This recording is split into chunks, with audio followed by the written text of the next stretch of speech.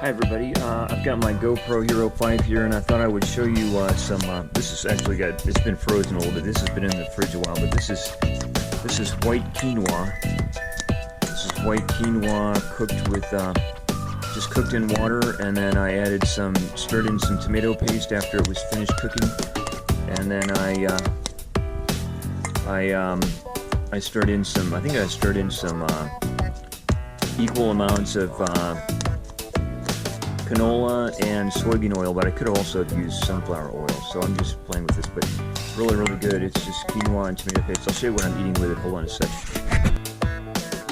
I also have some frozen green baby Lima beans, so you can just see these are really nice. What I do, I don't cook them very much. What I do is I cook them for about 30 seconds, so they come out of the package frozen, and then I just put them in the microwave for 30 seconds. And then if they're not done enough, if they're too hard and icy, then you can stir them up a little bit and then cook them for another 30 seconds. But they're cold, they're like frozen almost, but they're chewable. So you microwave them just enough so that they're chewable, they're not like hard. So this is like minimal cooking. They're not cooked really, they're just slightly defrosted a little bit. So that's what I'm having with my quinoa. And then I'll show you one more thing I'm having. Hold on a sec. Bring the spoon over here. It's got some quinoa in it.